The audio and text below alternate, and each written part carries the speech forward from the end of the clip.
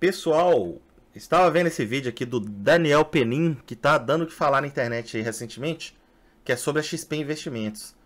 O dinheiro do impossível. Cara, é basicamente os esquemas aí fraudulentos, né, gente? O pessoal tá falando muito disso aí na internet. E nesse vídeo aqui eu gostaria de fazer um react do conteúdo dele e também trazer algumas informações aí que eu tenho, alguns livros que eu tenho de referência para que a pessoa não caia nesse tipo de coisa. Se tem uma coisa que eu sempre tentei transparecer é o fato de que as pessoas têm que estudar para não caírem nesse tipo de golpe, né? E só que é difícil. O mercado engana, né? As pessoas são enganadas por outras pessoas. Tem gente que vende sonhos, tem gente que vende números exorbitantes e isso convence as pessoas. Eu entendo muito bem disso. Já dei aula, por exemplo, eu dava aula de investimentos em 2019, já fazem 6 anos disso aí. E eu percebi isso no mercado. Eu parei de vender curso, eu falei com meus alunos que eu não queria ser comparado com esse pessoal. Na época eu via muito esse pessoal no Instagram, porque eles usavam gatilhos mentais, estratégias de marketing abusivas. Quem é do mercado de investimentos sabe muito bem as empresas que utilizam marketing abusivo. E aí eu não queria nem ser comparado com esses caras, eu não queria parecer esse tipo de pessoa. Aí eu parei de vender o curso lá na época, parei de vender o curso em 2020, eu acho. E aí mantive amizade com meus alunos, enfim. E falei pro pessoal que tinha que estudar e tal. Mas vamos ver o vídeo aqui e daqui a pouco eu trago para vocês mais informações aí sobre uns livros e o que eu acho que dá para fazer para você tentar minimizar essa chance de tomar um golpe de uma empresa que até ontem todo mundo achava que era idônea. No dia 12 de março de 2025, os olhos do mundo se fixaram na XP. O mundo inteiro começou a passar o pente fino. E cada fio de cabelo de cada operação do grupo XP começou a ser investigada. Pequena, desconhecida, com credibilidade duvidosa, XP eleva o tom contra a consultoria americana que fez acusação de pirâmide. Quem é Grizzly Research? Grizzly Research, chamada Grizzly Research, falou que a XP trabalha ali num esquema mais ou menos como se fosse um esquema pombo, esquema de pirâmide, né? Cara, vamos lá, nunca ouvi falar dessa Grizzly Research aí. O que vocês têm que se atentar que é o seguinte, analisando de forma totalmente fria, né, gente? A XP tá acusando a casa de research de ser pequena e duvidosa, em vez de atacar os argumentos da análise da empresa. Já começa errado aí, gente. Quando começa a atacar o argumentador em vez do argumento, você já suspeita aí. Você já suspeita que o argumentador talvez esteja certo. Mas vamos ver. Vamos ver, O sistema só continua a funcionar enquanto a XP for capaz de vender mais coins. Se você tem investimento na XP, melhor reavaliar a corretora que você está colocando seu dinheiro, beleza? Dá uma pensada. Investidor sardinha, especialista no mercado financeiro e também youtuber, postou um vídeo lendo o relatório da Grizzly. XP Investimentos é um esquema de pirâmide? Vocês sabem que aqui eu vivo falando mal da XP, acho a XP uma das piores empresas mais nocivas do nosso mundo. O conteúdo dele ficou menos de uma semana no ar e evaporou. No entanto, qual foi o erro deles, Daniel? Pegou o seu investimento e enfiou no rabo. É isso, exatamente isso que a XP fez. Quando a Grizzly posta o relatório, ninguém fala nada aqui nos comentários. Quando a XP fala em remover vídeos e ameaça processar influenciadores, os comentários começam a vir em massa. Se você tá na mão desses caras aqui, você tá correndo risco. E, gente, quanto vocês ganharam pra me passar pra trás? E eles não falaram. Cara, não falaram. É inacreditável o que os caras fizeram com o Baltar. Os caras agiram de má fé. Pronto. Essas pessoas só ganham um bônus quando fodem o cliente. É um esquema predatório mesmo da XP. Cara, em que momento foi que a gente normalizou essa história? O Brasil inteiro me pediu a mesma coisa para contar uma nova história nesse canal. Falando em culpa, esse vídeo não vai fazer nenhuma acusação, mas vai fazer todas as perguntas. Como que a XP consegue transformar 50 mil reais em 17 milhões e meio em 9 anos? Como que um fundo de investimentos da XP está operando agora com quase 35.000% de rentabilidade? Por que o grupo XP é o melhor do mundo para administrar o próprio dinheiro e é o pior do mundo, segundo os processos, administrando o dinheiro dos outros? Só que a única pergunta que tá todo mundo pedindo é para responder se a XP tá fazendo alguma coisa errada. Só tem um jeito de responder essa pergunta. Descobrindo como uma empresa saiu da falência e se tornou bilionária. Investigando por que o Itaú Unibanco comprou 49,9% da XP em 2017 e agora tem 0%. E será que ele deixou de acreditar no impossível? E se você, do mesmo jeito que eu, tá achando difícil acreditar no impossível, se prepara porque hoje tem uma nova história. Não de milhões, nem de bilhões. Uma história de 1 trilhão. Nem de empresa, nem de corretora, nem de banco. De tudo isso e mais um pouco. Hoje você vai conhecer a história não contada da XP.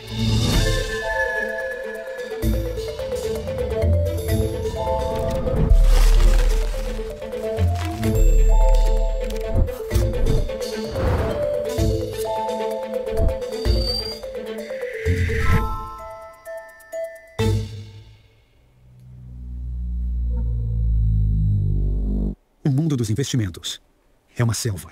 Touros, ursos, perigo em cada esquina. É por isso que nós, na Stratton Oakmont, nos orgulhamos de ser os melhores para orientá-lo na selva das finanças. Estabilidade, integridade, orgulho. Stratton Oakmont Inc.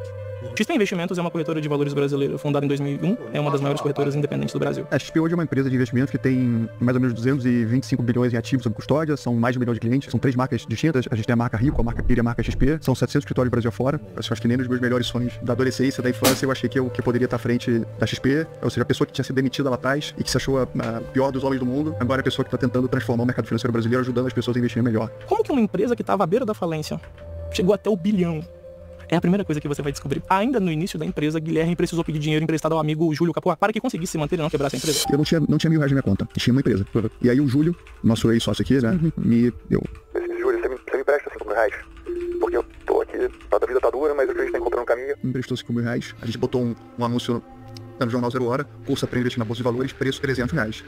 E apareceram 30 alunos. Os alunos acabaram virando clientes nossos. A gente entendeu que de fato é muito mais fácil convencer alguém a vir aprender com a gente e investir a consequência desse processo. O Benchimol, fundador da XP, escreveu no LinkedIn, abre aspas, que tivemos os primeiros meses de superávit na empresa. Então a XP Investimentos não ganhou dinheiro com investimentos. Ela ganhou dinheiro com cursos. Mas tudo bem, não tem problema, né? Se o negócio é lucrativo, é hora de expandir. O próximo passo era sair dos cursos e ir pra corretagem. Ali por 2007, num de nossos jantares semanais, Clebinho me falou muito animado de uns garotos do Sul que tinham um negócio de educação e queriam lhe comprar a corretora. A conversa evoluiu, Clebinho me apresentou aos garotos. Guilherme Benchimol e Marcelo Baisonave. Em 2007 a gente comprou uma corretora de valores. Todo o dinheiro que a gente tinha acumulado até aquele momento, a gente colocou na compra dessa corretora. A gente comprou a XP Corretora, é a antiga American Invest Corretora. Em 2007, a American Invest Corretora era a última corretora do ranking da B3. O antigo dono, que era o Clebinho, foi a pessoa que fez essa operação com a gente. 7 anos se passam, então em 2014, a receita total da XP cresceu de 420 milhões em 2014 para 1,3 bilhão.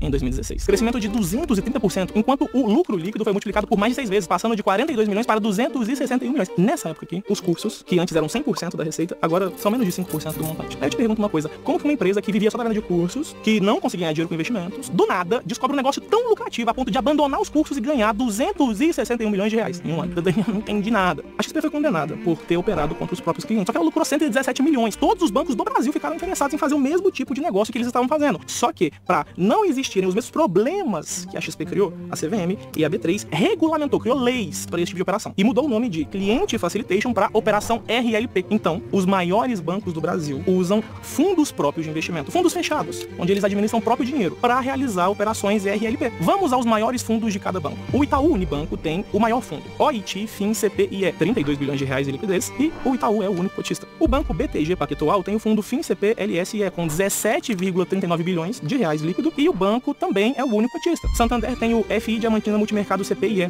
com 6,94 bilhões de reais em liquidez, e o Santander também é o único cotista. O maior fundo do Banco Bradesco, autorizado a fazer RLP, se chama FIM CPIE Pioneiro, conta com 2,94 bilhões de liquidez e um cotista, o próprio Banco Bradesco. Já no caso da XP, o maior fundo deles autorizado a fazer RLP se chama Glaudius FIM CPIE, tem 5,61 bilhões de liquidez e a XP é a única cotista. Ai, eu não entendi nada. O único cotista quer dizer que o fundo é fechado. Ele só administra o próprio dinheiro do banco, ok? E quanto dinheiro o banco ganha? Nos últimos 12 meses, o Itaú teve um retorno de 19,63%. BTG Pactual, negativo 0,85%. Santander, positivo 11,01%. Banco Bradesco, negativo 21,44%. XP Investimentos, positivo 120,30%. Todos eles apenas nos últimos 12 meses. Uma coisa mais interessante vai acontecer se você aumentar o campo de visão para 9 anos, do dia 16 de fevereiro de 2016 até 16 de março de 2025. A rentabilidade de cada um foi: o fundo do Itaú Unibanco, 70,11%. Do BTG Pactual, 48,12%. Do Santander Brasil, 115,33%. Do Banco Bradesco, negativo 96,64%. XP Investimentos, positivo 34.606,49%. E olha que interessante a consistência. Itaú, maior retorno, 113%. Menor retorno, negativo 38,33%. 83%. Meses negativos, 87%. Meses positivos, 113%. BTG,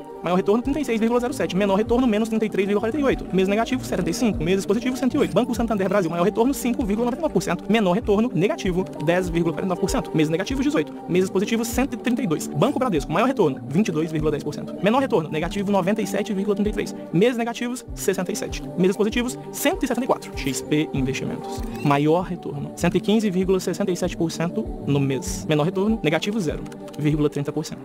Meses negativos, 1.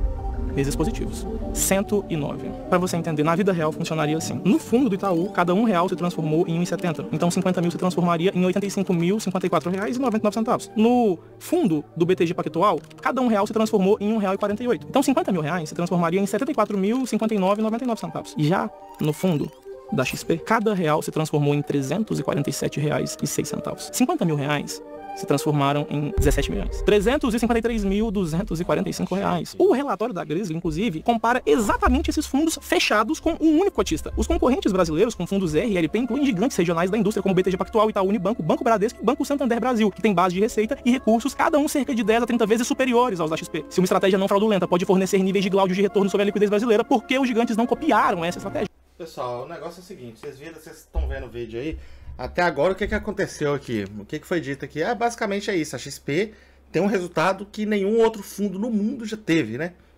É impossível, cara, é impossível ser legal, impossível.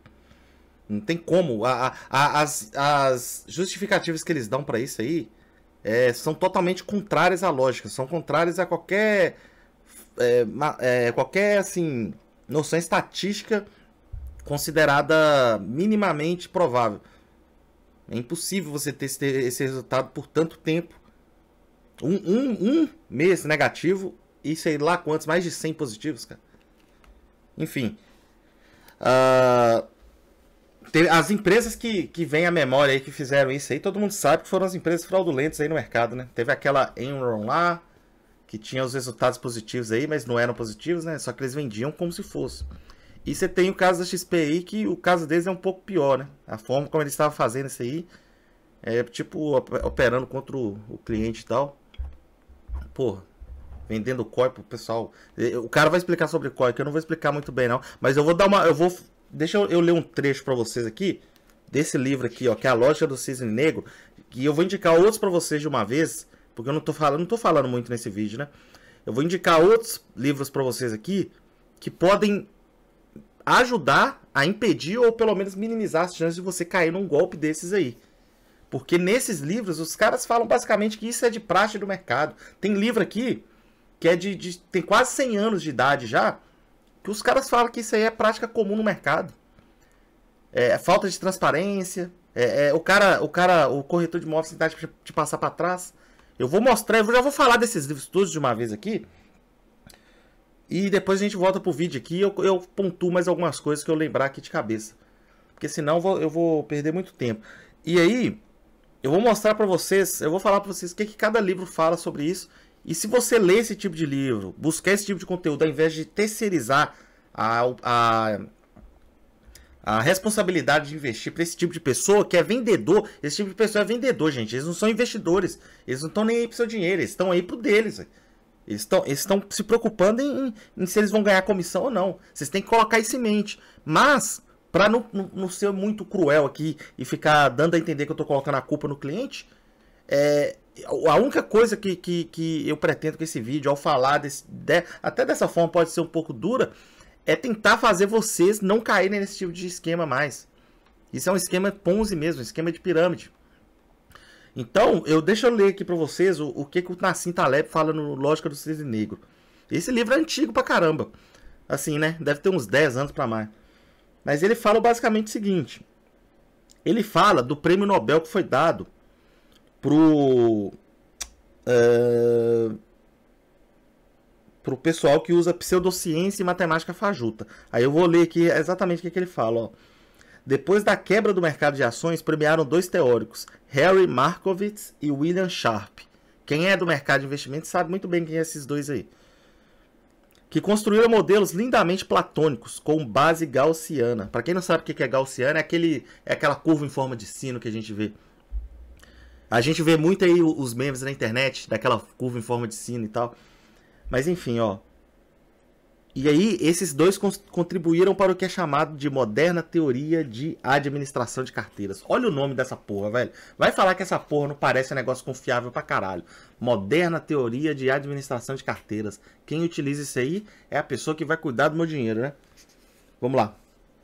Simplesmente, se você remover as pressuposições gaussianas deles e tratar os preços como se fossem escaláveis, o que resta é apenas fanfarrice. O Comitê Nobel poderia ter testado os modelos de Sharpe e Markowitz. Eles funcionam tanto quanto falsos remédios milagrosos vendidos na internet, mas ninguém em Estocolmo parece ter pensado nisso. O comitê também não veio a nós, praticantes, para pedir nossas opiniões. Em vez disso, contou com um processo acadêmico de avaliação, que, em algumas disciplinas, pode ser corrupto até a medula. Depois da premiação, fiz uma previsão. Em um mundo em que esses dois recebem o Nobel, tudo pode acontecer. Qualquer um pode vir a ser presidente. Tá, vamos lá. Vamos pular esse aqui. Pra ver...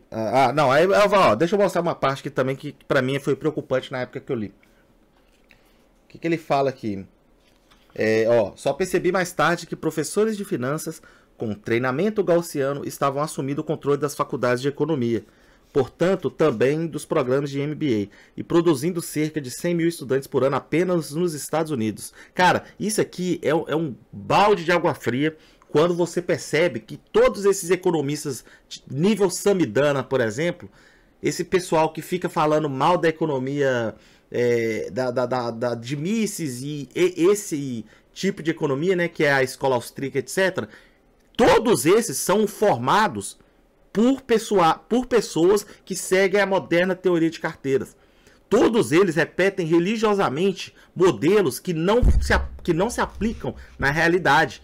E aí, quando você tem um Mises ou o Milton Friedman, o Hayek, falando para eles, olha aqui, a economia, a crise aconteceu por causa disso aqui. Os caras negam. Por quê? Porque eles entraram na faculdade, entraram na academia, e na academia tem essas pessoas falando para eles, ó, o Hayek tá errado, quem tá certo é o Mises, e acabou assim. Os caras acreditam que estão certos, tá? Porque se em Harvard é isso que é ensinado, quem sou eu, né? Quem é o Nassim Taleb para falar que tá errado? Se o que você aprende na teoria em Harvard não se aplica na prática, o errado não é você, não é Harvard, o errado é a realidade. Você entendeu? É assim que funciona a cabeça desse tipo de pessoal. Mas aí, ó, o cara falando que muita gente estava se formando dessa forma. E aí, vamos lá. Ó, Merton escreveu que antes da teoria de administração de carteiras, as finanças eram uma coleção de anedotas, regras práticas e manipulações de dados contábeis. A teoria de administração de carteiras permitiu a evolução subsequente dessa miscelânea conceitual para uma teoria econômica rigorosa. Tá, vamos lá. Só adiantado aqui, ó. Vamos lá.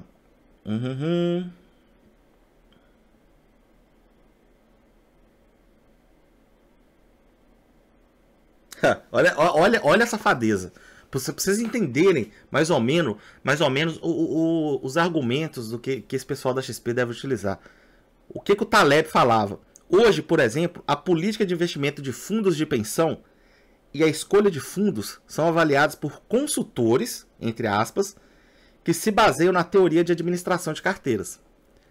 Se houver um problema, eles podem alegar que se basearam em um método científico. O científico ele não colocou entre aspas, mas científico, método científico padrão. Gente, é outra coisa. Nossa, tem que fazer tanto vídeo aqui nesse canal que tá faltando tempo. Mas eu vou começar a fazer vídeos com mais frequência de opinião. Falar que é método científico. Porque teve um estudo científico por trás. Então tá certo. Cara, é esse tipo é esse tipo de coisa que você tem que lidar. Muita coisa mentirosa que é chamada de científica e muita gente sendo enganada no processo. E aí o cara fala, eu segui o método aqui, ó. O errado não foi eu.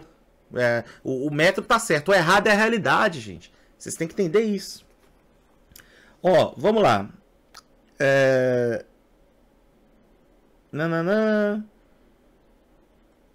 Deixa eu pegar uma parte aqui que fala de alguma aplicação no mercado.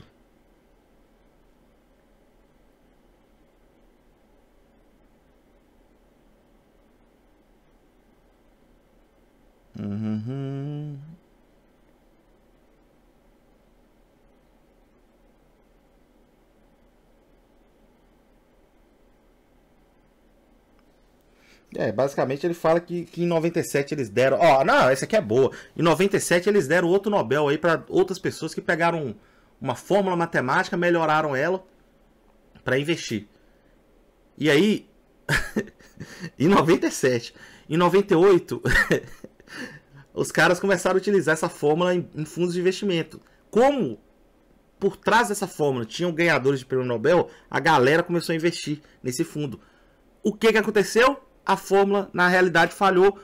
Quebra, crise mundial no mercado. Crise mundial na economia. Por causa disso, gente. Ganhador de prêmio Nobel. E aí, pior de tudo, sabe o que é pior? Esse tipo de coisa que dá errado, eles ensinam até hoje nas universidades. É basicamente esse tipo de coisa que pessoas, economistas tipo Samidana, tem aquele cara que eu esqueci o nome, é um fala no YouTube, ele fala um monte de merda sobre Mises também, que é o... Ah, esqueci, velho, é um que tem um sobrenome meio estranho.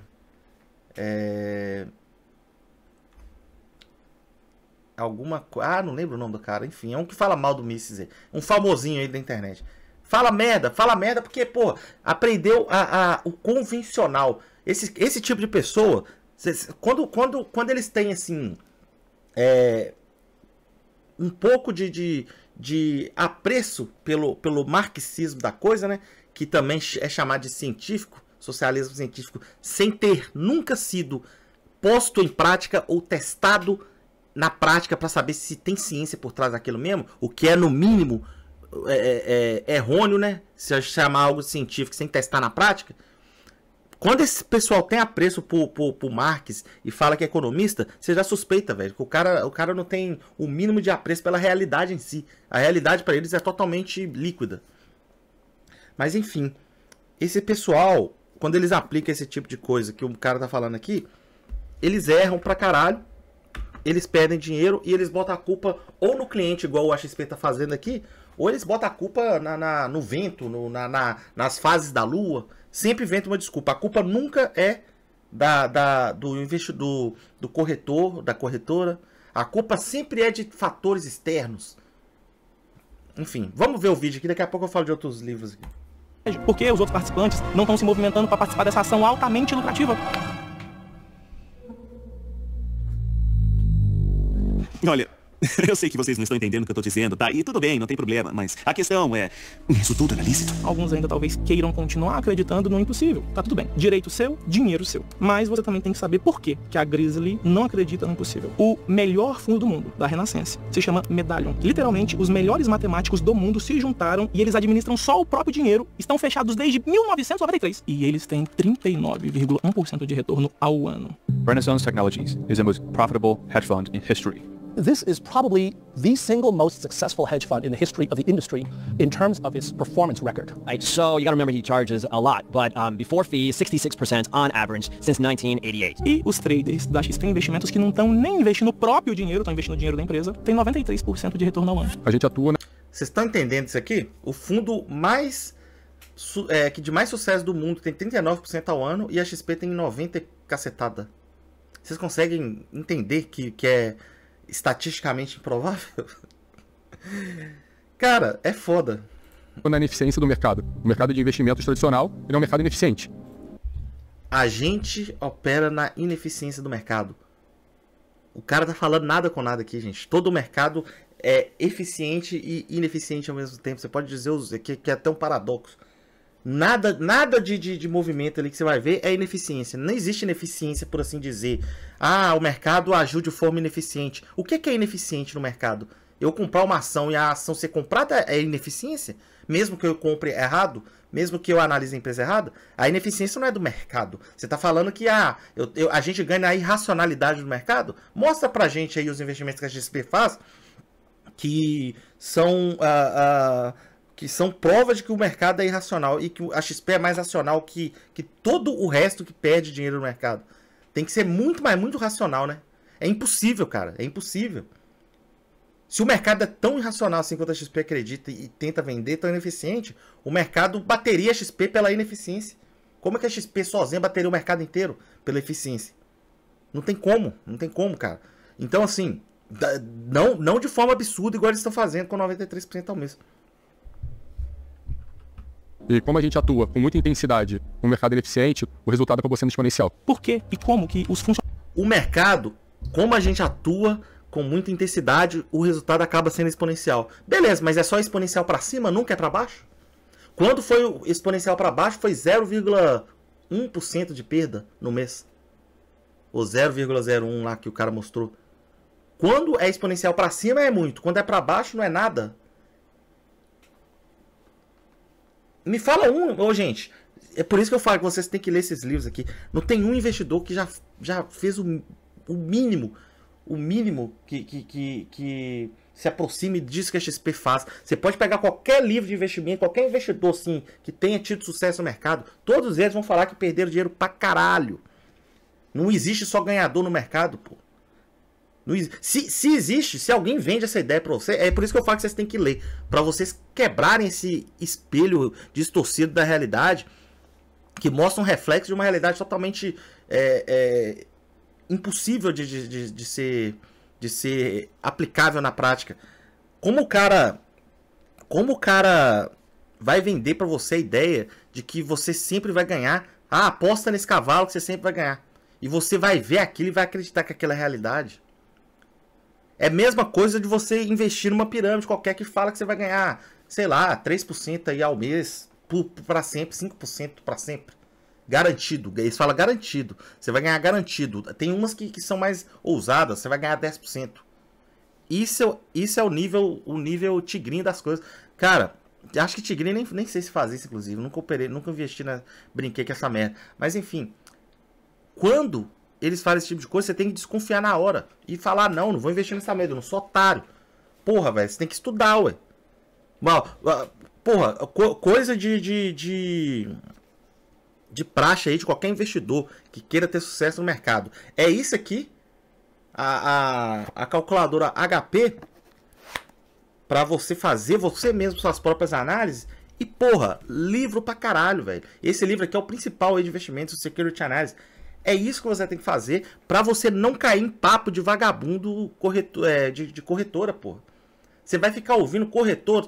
Esses caras da XP, pior, os da XP são chatos pra caralho. Teve uma vez que eu tava trabalhando, um cara me ligou. Ah, Thiago, oportunidade aí de investimento. E eu não querendo nem conversar. E o cara querendo me empurrar, sei lá o que. Eu nem lembro que investimento que era. Eu falei, não tem interesse não. Mas os caras são chatos pra caralho. Então assim, cara, crie independência intelectual pra você mesmo cometer seus erros e seus acertos. Não confia em vendedor que empurra investimento para você. Vou dar outro exemplo de livro aqui, já que eu parei esse vídeo para falar um pouco. O outro livro que eu quero falar para vocês aqui, que eu também indico, vão anotando aí, eu vou deixar o nome desses livros aqui na descrição do vídeo também. O outro livro que eu quero mostrar é esse aqui, ó, Manias, Pânicos e Crises. Esse livro aqui, gente, ele fala, né, das várias crises que a gente teve durante os séculos. Acho que a primeira que ele fala que era a crise das tulipas, acho que é do século XVIII, 1700 e alguma coisa, salvo engano. Não lembro de cabeça aqui, mas ele fala da forma como elas acontecem. Sempre são os mesmos movimentos. E aí, isso chama atenção por quê? Porque mesmo sendo os mesmos vieses que acometem as pessoas, os mesmos movimentos, as pessoas não aprendem com os erros do passado. Elas cometem de novo. Por quê? Porque sempre aparece a bola da vez, sempre aparece a nova tulipa, sempre aparece a nova XP, sempre aparece o novo investimento que vai acabar e revolucionar o mercado. Sempre aparece. Isso não é algo que eu estou falando da boca para fora e de forma estereotipada. É a realidade, sempre aparece. E sempre que aparece, as pessoas muitas delas que caíram antes, vão cair no esquema de novo. Por quê? Porque as pessoas, elas normalmente, pelo que a impressão que dá, é que isso aí, quando eu tô falando das pessoas, eu não tô me tirando dessa situação, não. Eu me incluo nisso aí.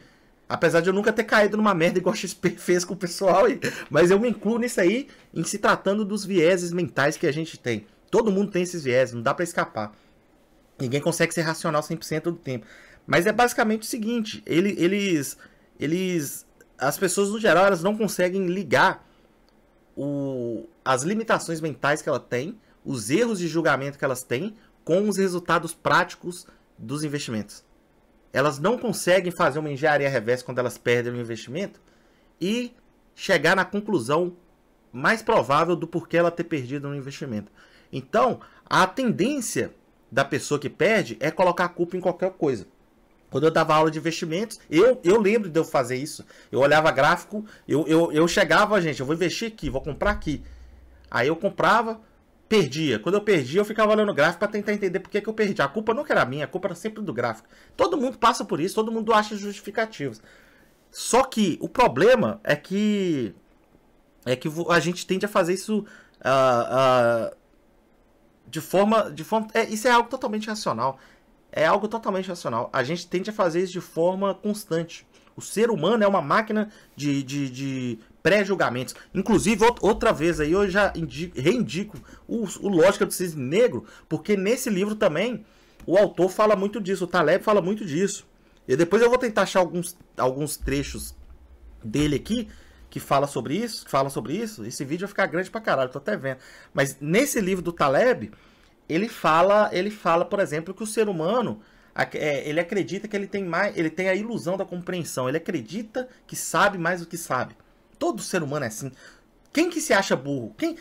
Pensa assim, você se acha burro?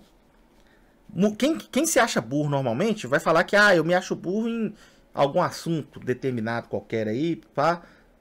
Tem gente que lê, por exemplo. Eu gosto de ler. Quando eu leio, eu tendo a me achar mais burro. Eu não tendo a me achar mais inteligente. Porém, no geral, mesmo qualquer pessoa, a pessoa não se acha burra. Ela não se acha desprovida de conhecimento em determinados assuntos. Quando ela entra numa discussão, ela se acha inteligente.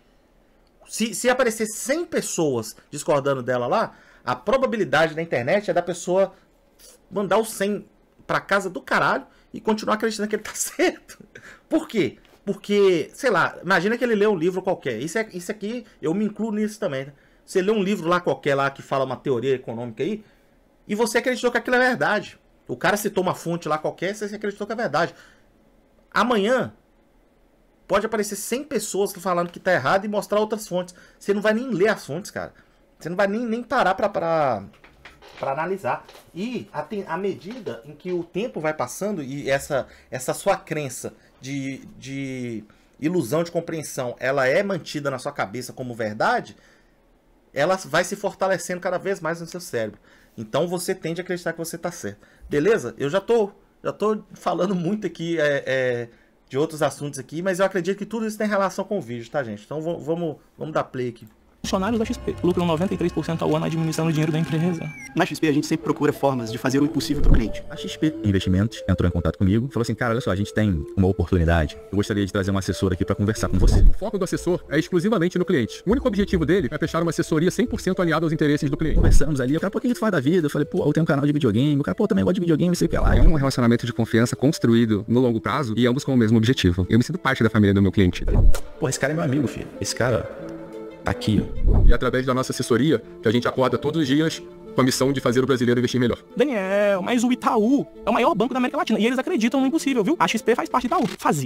Fazia. A XP não faz mais parte do Itaú. Em 2017, o Itaú comprou 49,9% da XP. A operação com o Itaú, ela foi super emblemática, sem dúvida nenhuma, mas ela marca um momento nosso onde a gente talvez esteja saindo da adolescência e esteja começando a fase adulta. Galera, quem é mais das antigas aí lembra disso aí, né? 2017, XP fazia eventos aí no Brasil, né?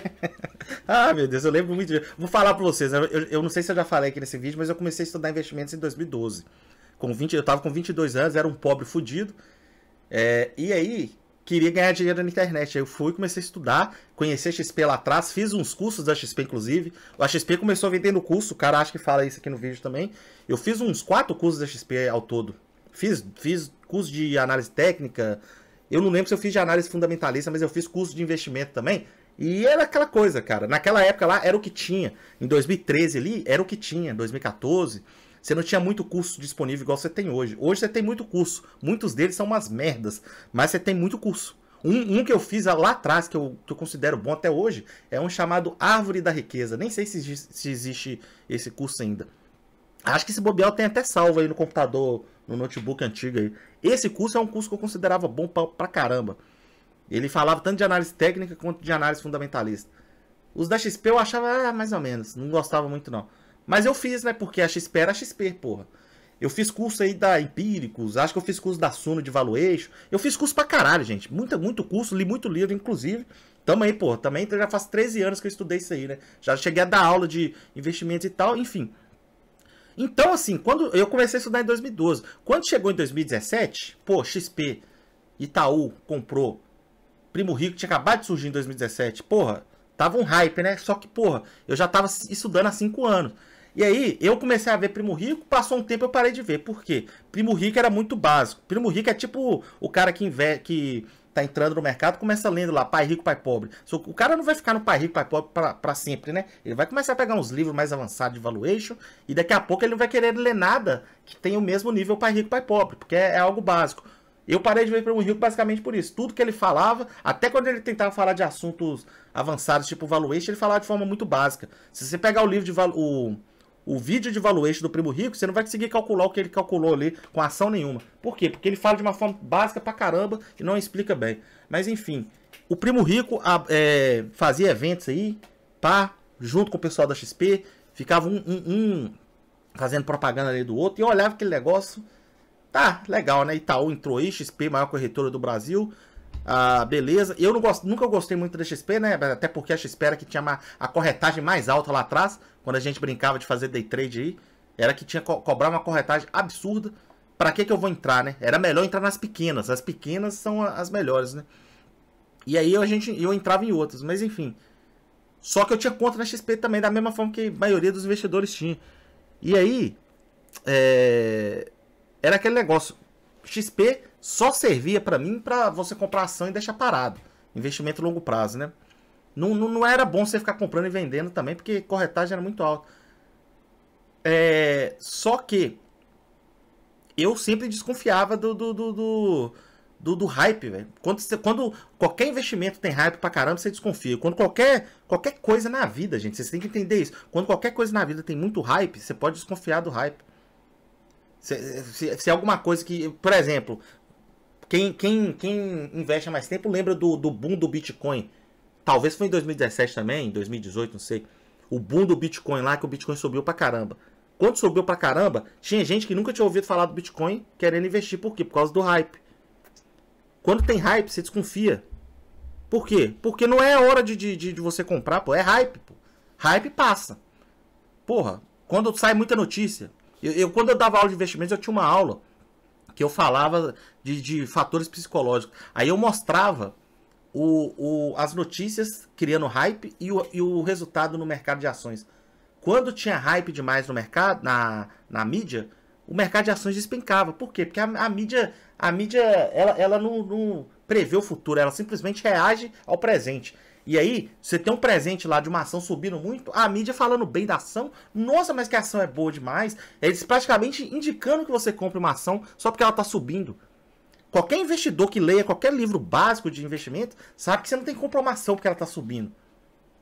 Você tem que comprar uma ação quando a ação tá barata, porra. Não quando a ação tá subindo. Se você acredita na empresa, você não olha nem preço, para começo de conversa. Agora, se você analisa pelo preço, faz valuation, etc., e vai analisar, eu quero comprar no melhor momento. Você vai comprar uma ação porque a ação subiu, sei lá, 20 vezes o valor. Aí eu vou comprar agora, porque agora ela subiu muito. Eu acho que é a hora de comprar. É a mesma coisa de você ir no supermercado, pô. O preço subiu 20 vezes, agora eu vou comprar. Porra, velho. Ou... o carro subiu... Vamos pensar, fazer um exemplo melhor, né? De algo que você vai comprar para vender depois. Um carro subiu 20 vezes o preço dele. Agora você vai comprar ele para tentar vender depois mais caro. Faz sentido para você? Se não faz, por que o mercado de ações faria? Vamos lá. Pensa comigo, uma empresa brasileira tem traders e funcionários que conseguem fazer trading e operações na bolsa, superando o melhor departamento de matemática do mundo. O Banco Itaú, que é o maior banco da América Latina, não ia ficar fora disso, né? Então, além de eles comprarem 49,9%, eles poderiam adquirir quase 100%. O contrato dizia que o Itaú tinha direito de adquirir mais 12,5% em 2020 e em 2022 adquirir mais 12,5%, chegando a ser dono de quase 75%. Só que o Itaú não comprou mais nada depois da primeira compra. Parece que o Itaú se arrependeu. Porque no dia 31 de dezembro de 2024, a participação acionária Itaú caiu para zero, marcando sua saída do quadro de acionistas da XP Investimentos. Se o banco mais rico da América Latina, que até acreditava no impossível, parou de acreditar, por que eu não vou acreditar? Daniel, o Banco Itaú falou que recomenda comprar ações da XP. Claro que recomenda. Se eles estão vendendo, alguém tem que comprar. Daniel, mas eles falaram que recomendava depois de ter vendido. Beleza, lindo. Eles não confiam em comprar ações da XP com o próprio dinheiro, mas mandam você comprar com o seu. Aí, ó, olha isso. Vocês entendem por que vocês não tem que ouvir casa de research? Por que vocês não tem que ouvir banco? Cara, ó, Security Analysis fala isso aqui. Já vou indicar uns livros para você. Security Analysis, já vou indicar também o Investidor Inteligente, certo? Vou indicar outro aqui. Deixa eu só mudar a ordem dos livros aqui para facilitar. Mas ó, o que esses livros falam basicamente? Que existe conflito de interesse, gente. O cara que tá vendendo para você, ele tá pensando na comissão dele, no emprego dele ou no investimento dele, não no seu. Você entendeu? Se eu compro uma ação, está no meu interesse fazer você também comprar, certo? Por quê? Porque aí o preço dela vai subir. Quanto mais pessoas comprarem, mais sobe, né? Aí quando eu quiser sair, vai ser mais fácil eu sair com lucro. Isso é no interesse da pessoa. O problema se dá quando você é uma instituição e você está fazendo isso para os seus clientes, né? Você compra a ação e aí você indica seus clientes a comprarem. Vocês conseguem entender o conflito de interesse que existe nisso?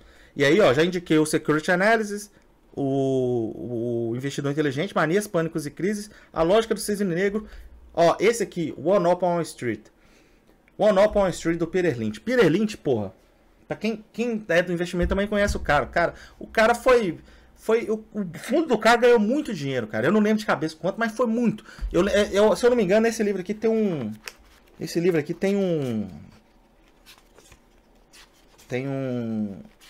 Acho que tem um gráfico mostrando quanto que você ganharia no fundo dele. Mas era algo absurdo. Era algo de você colocar lá $10 mil e depois de 20 anos você ficar milionário. Era um negócio tipo assim, sabe?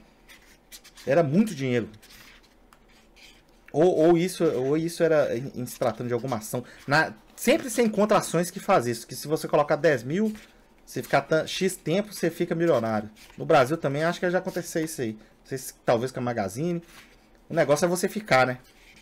Cara, enfim, tem muita coisa para falar sobre investimento. Mas aí, o que o Peter Lynch fala aqui? Ele fala o seguinte, ó. Cara, você tem duas empresas, a Apple e uma empresa que é mais desconhecida, né? A Apple, vamos supor que ela tem chance da ação dela subir 10% no ano.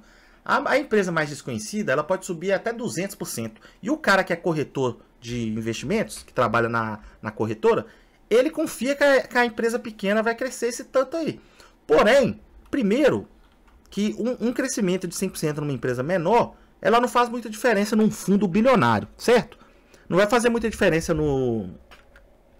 ela não vai fazer muita diferença no total, né? No montante ali do dinheiro. Segundo que é uma empresa desconhecida. A chance dele te indicar essa empresa é 1000 vezes menor do que ele te indicar a Apple. Por quê? Ele está pensando no emprego dele. Se a Apple cair, se a Apple cair, o investidor vai chegar e vai pensar assim, pô, a Apple caiu, o que será que tem de errado com a Apple, hein? A Apple, empresa boa. Agora, se o cara te indica uma empresa pequena, compra ela e ela cai, o investidor pensa assim, o que tem de errado com esse corretor? Aí é o emprego do corretor que fica na reta. O investidor não questiona a empresa, porque a empresa é desconhecida. Ele questiona o corretor que indicou a empresa. Então, é mais fácil você indicar uma empresa que, na sua opinião, você sendo um profissional, né, um investidor, um corretor aí esses analistas que vende indicação para cliente aí. Não tô falando mal de todos. Eu tenho um ódio da maioria deles. Mas eu sei que tem um ou outro aí que eu vejo na internet que fazem um ótimo trabalho como analista de investimento. Mas, velho, a maioria é o que vai pegar a fama, né, velho? Infelizmente. A maioria não vou falar a maioria também. A minoria barulhenta que, quando passa por um escândalo, é que pega a fama e que fode o resto do grupo. Você sabe muito bem como é que funciona. Mas, enfim.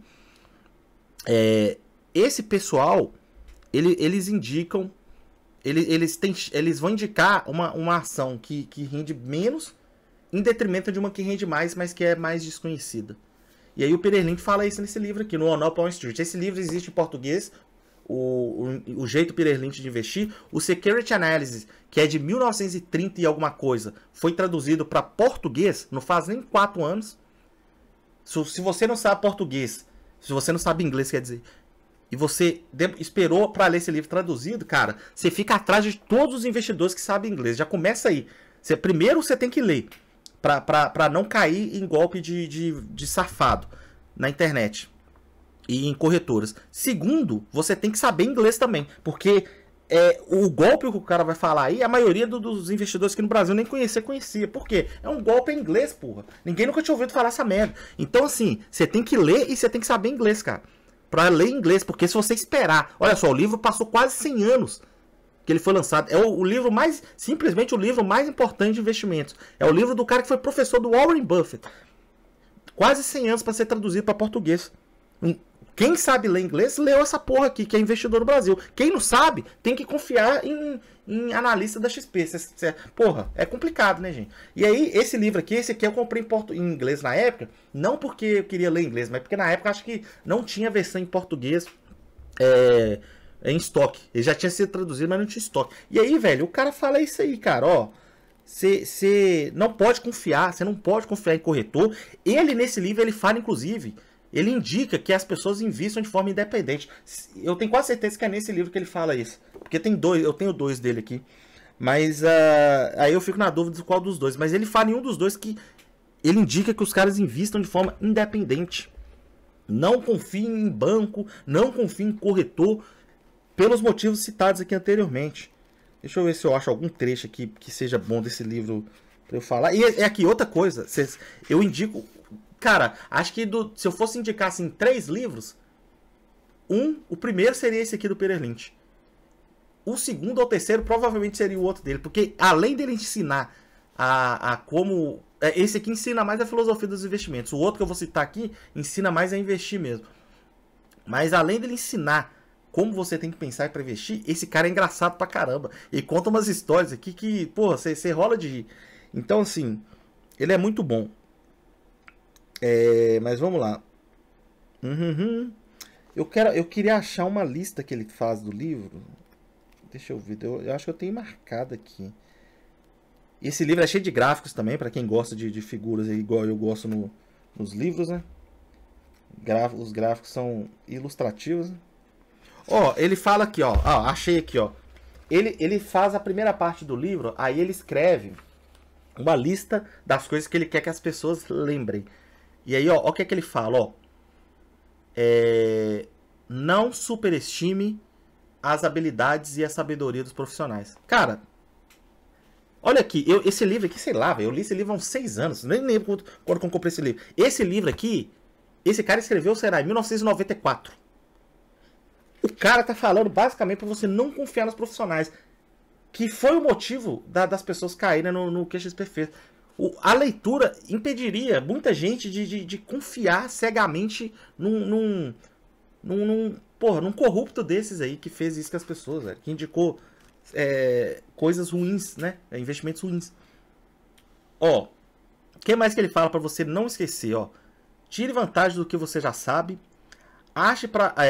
Procure oportunidades que não foram descobertas ainda e que não foram certificadas por Wall Street, né? No caso aqui no Brasil seria Faria Lima. Companhias que estão fora do radar, né? Empresas que estão fora do radar. Invista numa casa antes que você invista numa ação. Ele fala para fazer isso. Invista em empresas, não no mercado de ações. Isso aqui é uma coisa, velho. Eu tô te falando. Eu tenho um canal de investimentos. Eu acho que eu vou trazer o conteúdo para esse aqui e falar mais disso aqui, de livros aqui nesse canal. E menos de conteúdos tão aleatórios igual eu tô fazendo. Mas eu vou falar mais de investimentos aqui para explicar para vocês como que as coisas funcionam. Invista em companhias, não no mercado de ações. Muita gente não consegue perceber a diferença. Muita gente está investindo nos números da tela e não na empresa por trás dos números. É o tal do hype que eu falei anteriormente. Muita gente que investiu no Bitcoin estava investindo no Bitcoin, não na tecnologia de blockchain. O cara que não consegue diferenciar número de ação tá fudido, velho. Esse cara aí, ele pode até ganhar, assim, por algum tempo aí, de sorte. Vai ser de sorte, velho. Mas ele não vai conseguir ganhar por habilidade nunca. Porque ele não consegue entender que ele tá investindo num negócio. Você tem que entender isso. Ó, aí ele fala, ignore flutuações de curto prazo. Isso aqui é uma coisa também que muita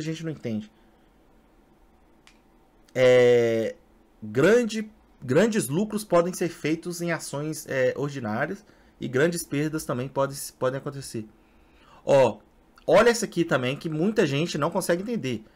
Prever a economia é fútil, inútil. Prever a economia. Quem tenta prever as coisas? Eu lembro do Samidana que criou um software lá de previsão de resultado de futebol. Porra, vai cagar, bicho. Isso é besteira. Ó, prever a direção do mercado de ações no curto prazo é inútil também. Os retornos de longo prazo das ações são ambos previsíveis relativamente e também muito superiores aos retornos dos investimentos, como é que a gente fala? De renda fixa, né? Eles falam que, então ele fala que o mercado de ações no longo prazo eles têm uma previsão mais provável do que as previsões que as pessoas fazem do mercado de renda fixa. Interessante isso aqui eu não lembrava.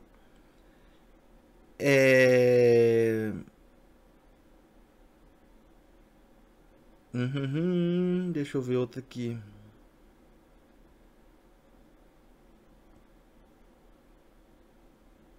Acho que tá, né? Eu acho que isso aqui já tá bom por então. Mas é basicamente isso aí. Daqui a pouco eu trago mais uns livros que faltam falar aqui. Vamos pro vídeo, senão a gente não termina isso hoje. Será que o Itaú sabia de alguma coisa errada? Se sabia ou não. Agora já era. 72 dias depois do Itaú Unibanco vender completamente a sua participação acionária e se desvincular do Grupo XP, a investigação da Grisly vai a público dizendo, abre aspas, o esquema Ponzi do COI. Daniel, o que é COI? Imagine que o COI, ou Certificado de Operações Estruturadas, é um veículo que dá acesso a diferentes tipos de ativos. Assim, por meio dele, você pode obter, por exemplo, retornos na Bolsa Americana ou na Bolsa Europeia, sem precisar investir diretamente nesses mercados. Por exemplo, você pode comprar um COI em que você ganha se a Bolsa Americana subir, mas não perde se ela cair. Ou seja, você pode ter um retorno de renda variável com a segurança da renda fixa. Maravilha. Inclusive, a XP, respondendo a Grisly, falou o seguinte: em 2024, a XP participou com 8,5 bilhões, representando 23% do market share. Que é isso, Daniel? A cada 4 COIs vendidos aqui no Brasil, um foi vendido pela XP. Vamos ver a opinião de quem comprou o COIs? Os 15 milhões seriam aplicados em certificado de operações estruturadas. COI. Cara, COI, certificado de operação estruturada, ele é feito para enganar o cliente. E dá muita comissão, tanto para o banco quanto para agente autônomo, para corretor. Esse aqui é o tigrinho do mercado financeiro. E é um produto que se o assessor conseguir encaixar lá, ele vai ganhar uma baita grana. Só que pro cliente, na maioria das vezes, 99% dos casos, o COI é uma porcaria. Você vai perder dinheiro. Agora, sabe por que vende-se tanto COI? Porque a comissão é alta. Então, não importa se você ganha dinheiro, perde dinheiro, realmente, eles ganham. Cara, eu nunca investi nesse tipo de coisa. O que eu lembro, eu não lembro se era COI o nome, não. Tinha um investimento bem antigo, na época que eu tinha começado, que era um investimento de banco, que eu não lembro qual agora, mas era basicamente isso aí, ó. O que o banco fazia? Ele indicava um investimento para você. Bom, na verdade, você pode pensar nisso até como a poupança, né? Você coloca seu dinheiro na poupança, a poupança rende uma mixaria. Ou FGTS, né? O banco pega seu dinheiro e investe em qualquer merda que pague mais do que ele tem que te pagar. Ele nunca vai perder dinheiro desse jeito. Imagina que eu pego dinheiro emprestado com você hoje e falo assim, cara, daqui a um ano eu vou te pagar 3% aí desse dinheiro. Pá, beleza. Aí eu pego seu dinheiro e invisto em um negócio que é garantido que vai me dar 6%. Eu investi com o seu dinheiro que você me deu. Aí eu recebo 3% de graça, te devolvo lá os seus 3% depois de um ano. Com seu dinheiro. Sendo que você, se não tivesse eu de intermediário, poderia investir direto no negócio. Por que eu não investo? Por falta de conhecimento. Da mesma forma que acontece com esse tipo de pessoa que investe em COI. Investe em COI porque não tem conhecimento e procura um intermediário que faz isso. Pega seu dinheiro, te paga uma merda de retorno e vai pegar seu dinheiro e vai investir em qualquer outra coisa que pague mais.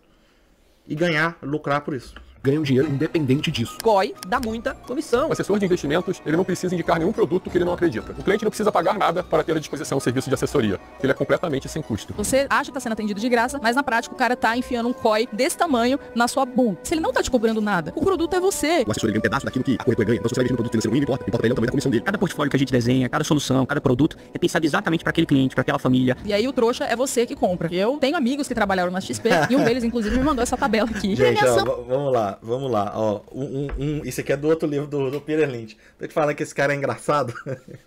Esse livro também é antigo, é dos anos 90. Esse livro aqui é o Beating the Street. Beating the Street. Eu acredito que esse livro aqui já exista em português. Não lembro o nome, não sei o nome dele. O outro que é esse aqui é o jeito Peter Lynch de investir em português. Aí ele fala assim, ó, gente, tudo se mantendo mesmo, invista na empresa que tenha o mínimo de fotografias coloridas no relatório anual. Vocês já viram o relatório de empresas, como é que funciona? Aqueles relatórios que eles lançam para falar do resultado das empresas.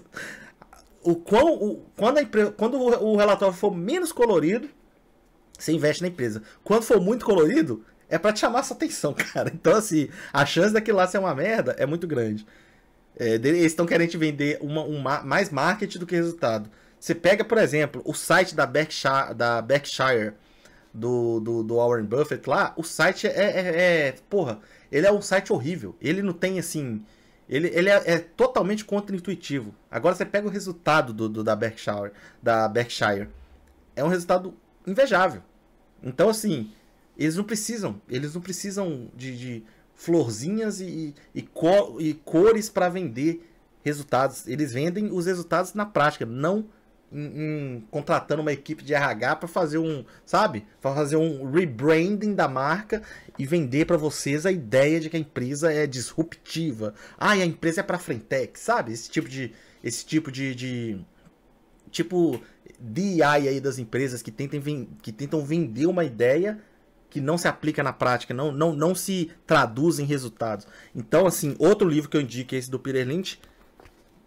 Vamos lá, vamos ver mais aqui o vídeo. Daqui a pouco eu indico mais. Acho que faltam mais 3 deles pra indicar. Uma anual promovida pela XP para reconhecer os top 15 escritórios mais performáticos. Aí tem lá, COI. Quem os banqueiros realmente pensam quando eles vendem um COI como é bom colocar o dinheiro de mais um trouxa pra trabalhar pro meu banco. Eu nunca vi um cliente satisfeito por ter COI. As únicas pessoas que eu já vi defendendo COI são aquelas que ganham dinheiro com isso. Tem clientes que vieram de outra assessoria pra mim, que tem COI na carteira e tá tendo... Aí eu falo assim, poxa, investimento ruim. Poxa, não é tão ruim isso não, porque eu tenho garantido meu dinheiro investido. Pra colocar o cliente, eu já peguei carteiras de escritórios conhecidos, eu não vou falar o nome, quase 50% de COI. Vocês têm noção do que é isso? Daí é estupro de vulnerável. Agora é engraçado que a XP nasceu com um argumento tirando os clientes dos bancos, porque os bancos vendiam produtos ruins pros clientes. E aí quando ela cresceu, que ela começou a fazer a mesma coisa que todos os bancos fazem. Então...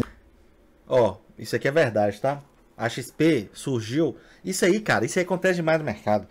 Eu não sei se vocês já ouviram falar da GameStop, que foi a empresa lá dos Estados Unidos, que vendia jogos, né, eletrônicos e tal, o pessoal tava investindo vendido nela, né? Para as ações caírem lá e o pessoal queria que a empresa quebrasse. Aí um investidor falou que não tinha motivo para isso, que a empresa era boa, ele gostava da empresa e etc. Sabe, o cara investiu na empresa simplesmente e começou a fazer vídeos no YouTube, simplesmente porque ele gostava da empresa. Aí um monte de gente viu aquilo e começou a investir na empresa também. E o que aconteceu? As ações da empresa dispararam. E o cara, ele não falava só que ele... eu gosto por isso, isso, isso. Ele mostrava os relatórios nos vídeos. Gente, olha aqui os resultados dela, pá.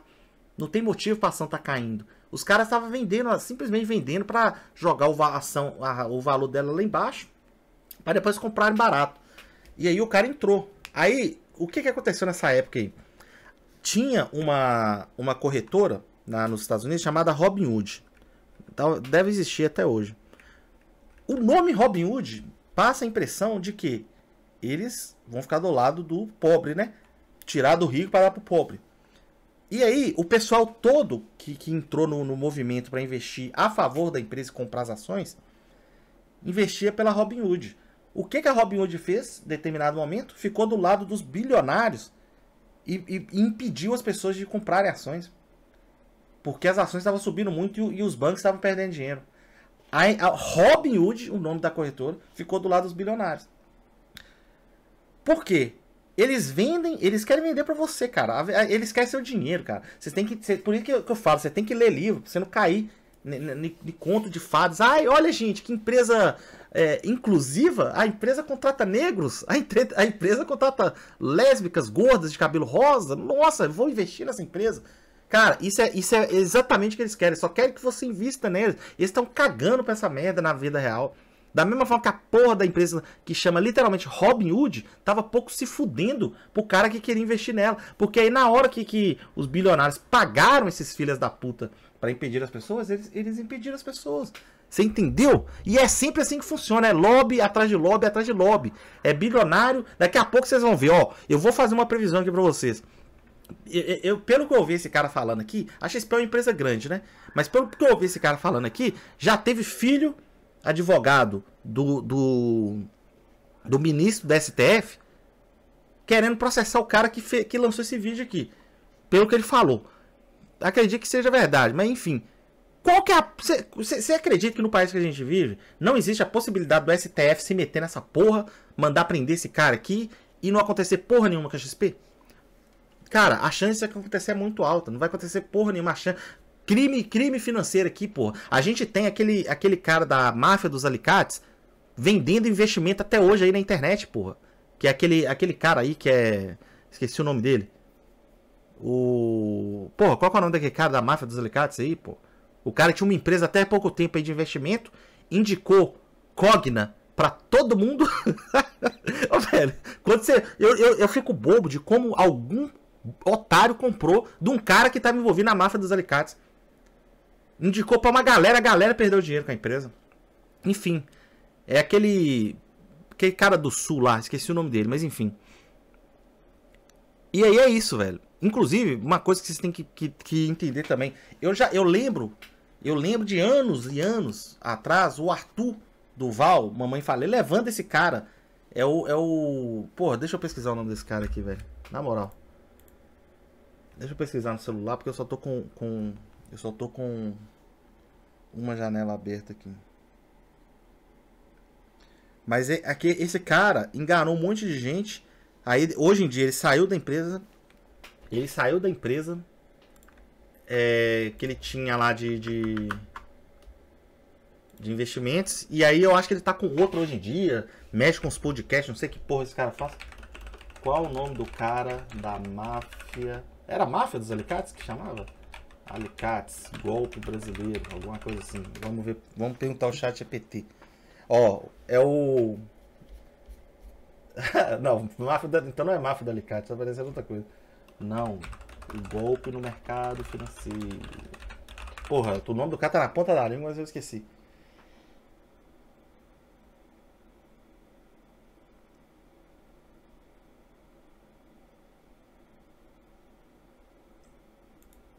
Porra, velho, cadê? Nossa, mas, velho, esse chat GPT também às vezes ele deixa a desejar pra caramba.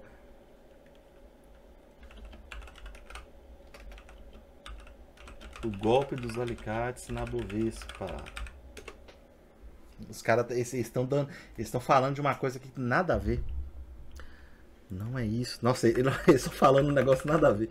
Não é isso. Qual o nome do investidor que foi condenado por volta de 2011, eu acho. Acho que foi por volta de 2011. Não quero entrar no Twitter. Ah, achei, ó. Rafael Ferri. É esse cara aqui. Como que um cara faz um esquema de corrupção no mercado, depois de anos ele cria uma empresa e você simplesmente investe porque o cara falou isso? Como? Eu explico como. Não precisa, é uma pergunta retórica. Quem investe porque prefere promessa do que trabalho árduo. Muita gente não deveria nem conhecer o passado desse cara. Por quê? Pô, não estuda. É isso, é livro. Pô, qual que é a dificuldade? Tem que ler, velho. Mas não lê. Aí investe no cara. O cara promete ganha pra você. Você vê números brilhando na tela e você acredita. Esse que é o problema. Esse que é o problema, infelizmente. E não vou nem falar que é o mal do brasileiro. Tem muito investidor que fala, o problema do brasileiro é esse. Vai cagar, cara. No mundo todo isso acontece, não é só no Brasil não, gente. Preocupa não, tá? Isso é no mundo todo. Os vieses que acometem os brasileiros acontecem com todo mundo no mundo inteiro. Mas enfim, é o Rafael Ferri. E aí, outra coisa que eu quase esqueci de falar. O Cobori, que falou aqui por último aqui no vídeo. Ele tem um livro, eu tenho um livro dele também. Deixa eu só pegar a parte dele aqui. Quando? Corretora XP, comissão e mil vão ficar. Não coloque produto. Você pede dinheiro emprestado pro banco e o banco aceita o empréstimo. E tem os custos, né? Burocracia, estrutura, energia. O menor custo, 1%. 10% do seu dinheiro é comissão e custos. Então seus 100 mil se transformaram em 90 mil. Se o seu dinheiro for investido do jeitinho que tá no contrato, no final de um ano, seus 90 mil vão se tornar 99 mil reais. Ou seja, eles não vão ter o dinheiro pra te pagar. Mas se o produto é tão ruim e tão arriscado, coloque. Você, o banco não é o único que tá emprestando. Daí ele correndo, você tem dinheiro. Tal da Glaudius e da Coliseu para a XP são efetivamente... Essa cara, o que é essa... Não sei até agora. Eu não sei, eu não entendi. É uma operação completamente doida que eu não entendi. Nossa, adiantou o vídeo pra caralho sozinho. A primeira pergunta que você tem que responder para saber se o investimento é bom ou ruim. Parei aqui no 1943. O Cobório tem um livro dele também que eu esqueci de pegar aqui, mas eu indico pra vocês. Vou deixar também na descrição, que é o livro... Acho que é Análise Fundamentalista o nome. O livro do Cobório chama Análise Fundamentalista. Ele é um livro bem sucinto, bem pequeno. Vou indicar outros aqui de uma vez também que falam do mesmo assunto. Outro, né? Eu acho que eu só separei mais um aqui. O dele é Análise Fundamentalista. Ele não vai falar muito de valuation, por exemplo. Ele vai falar de como você analisar por múltiplos, explicar pra você como que você faz. O livro dele é bom pra qualquer pessoa que esteja querendo investir. Você vai entender conceitos ali do mercado que passam batido aí pra quem não estuda. Então, assim, indico também, não somente o livro dele, mas indico também o canal dele no YouTube. Cobório é um professor aí de economia, investimentos aí, há muitos, sei lá, deve ser décadas já como professor, e ele fala muito de investimentos no canal dele, então eu indico o canal do Cobório aí. Outro livro que eu indico, esse aqui, cara, se você pesquisar na internet, esse nome aqui, ó, Assaf Neto, Alexandre Assaf Neto, você vai encontrar uns 20 livros desse cara aí na Amazon aí. Ele tem livro pra caramba, esse cara também é professor. Ele deu aula, eu não sei se ele dá aula hoje em dia, ou ele é aposentado, mas ele dava aula de matemática financeira, de economia, de investimentos, de economia, provavelmente. Eu não lembro se esse cara era economista. Não, ele é economista, pós-graduado. Então ele dava aula de economia. Esse cara tem um livro, pra você ter ideia, tem um livro, acho que era até grande, sobre a calculadora que eu mostrei pra vocês aqui, ó, a HP. Inclusive, ó, pra quem quer investir aí, eu indico que vocês comprem essa calculadora aqui, ó, a HP Platino. A Platino é a melhor edição dela. Ela é a que a gente utiliza pra cálculos contábeis, né? Mas enfim, aí, esse livro dele aqui de valuation é bom pra caramba, indico muito. Ele explica pra vocês, por exemplo... quer ver? Ó, deixa eu achar a parte aqui exatamente. Ele explica, eu acho que ele dá o exemplo aqui da Amazon no livro. Ó, lucro. Ele fala a diferença de lucro e valor. Cara, esses livros aqui eles são um pouco mais avançados de valuation. Então você tem que ter uma noção já de investimento. Você tem que ler, pega o do Cobório, Análise Fundamentalista, aí depois você vai para esse de valuation, porque esses aqui é cálculo atrás de cálculo, então é um assunto mais complicado. Mas ele fala aqui basicamente o seguinte, ó. Vamos lá. A ausência de lucros em determinados anos pode ser compensada por resultados esperados, positivos e elevados no futuro. Diversos novos negócios no ambiente econômico atual apresentaram baixos resultados nos primeiros anos de existência, porém conseguiram, com base em desempenhos futuros esperados, promover fortes valorizações em seus preços de mercado. São citadas como exemplos bastante conhecidos a livraria virtual Amazon e diversas empresas do setor de tecnologia e informática. Então o que ele está falando aqui? É basicamente sobre o tal do valor agregado que a empresa gera. Alto valor agregado. Às vezes, por exemplo, a Amazon, o que a Amazon fazia? A Amazon ela tinha prejuízo. Só que ela pegava, por quê? Porque ela pegava o que ela ganhava e reinvestia na própria empresa. Ela ficou fazendo isso, acho que por 10 ou 15 anos, sem dar um centavo para os investidores. Só que hoje em dia, depois que ela começou a pagar dividendos, etc., porra, olha o tamanho da Amazon hoje, né? Vamos lá. Então, basicamente, esse livro eu também indico aí para quem quer um livro mais avançado. Esse de valuation aqui ele é bom. Inclusive, tem livros de... Porra, eu podia ter pego uns de contabilidade para indicar aqui também que tem ali, mas vamos deixar para próxima, né? Isso aqui, os livros que eu peguei aqui são os livros que, para mim, tem mais relação com o conteúdo aqui do vídeo, né? Vamos lá, vamos dar play. O seu dinheiro vai estar segurado? Seguro, Daniel? Como assim? O FGC. Eu não sei o que é. Simples. FGC, seguro. Se o banco quebrar, o FGC é um seguro que garante que você vai receber o dinheiro investido em poupança, deixado na conta corrente. Em caso de quebra, você recebe de volta até R$250 mil. No site oficial, a XP falou, nosso COI tem a segurança da renda fixa. Google, Fundo Garantidor de Créditos, que é o seguro. Cobre? COI? Não. Os COIs representam uma alternativa de captação de recursos para os bancos. Então, quando você comprou, o FGC entende que você decidiu por sua conta e por seu próprio risco emprestar o seu dinheiro pro banco. Se o banco devedor quebrar, não tem seguro. Mas o COI tem contrato, o banco tem que investir meu dinheiro na renda fixa. Na verdade, não. Inclusive, se o banco investir o seu dinheiro exatamente do jeito que tá no contrato, não tem como ele te pagar. Vou te mostrar por quê. Abre aspas. Fontes internas nos disseram que os vendedores recebem 5% do valor nominal de um COI como comissão. E a marca... Gente, o FGC só garante também, mesmo que garantisse, é só 250 mil, né? Se você tem 1 milhão lá, o que adianta? Ele vai te pagar só 250 mil do valor, velho. É triste. O cara que investe, por isso que você tem que estudar. O cara que investe, ele tem que investir considerando que ele não tem garantia. Ele não tem que investir pensando, se eu tiver errado, eu vou ter meu dinheiro de volta. A margem de lucro interna média após todos os custos para a XP é de cerca de 4%. Aí chega o assessor e fala assim, olha, tem um produto maravilhoso para você aqui. 100% do capital investido, que a bolsa subir é seu. Se ela ficar negativa, você tem seu dinheiro de volta a qualquer momento. Isso é qual, pessoal? Um certificado de operações estruturadas que vai te dar garantia 100% do patrimônio. É isso que o assessor tem que te explicar. É um investimento como um outro qualquer. Essas perguntas você tem que fazer. Senão, poxa, aí a culpa até sua. Poxa, que não estuda, pelo menos... Olha o estudo. COI é roubada. Os pesquisadores apontam que 252 de 284 COIs tinham potencial de lucro menor do que títulos públicos. E existe algum motivo para você fazer um investimento arriscado, mas com o qual deve ganhar algo parecido com o que receberia se deixasse o dinheiro quietinho na poupança?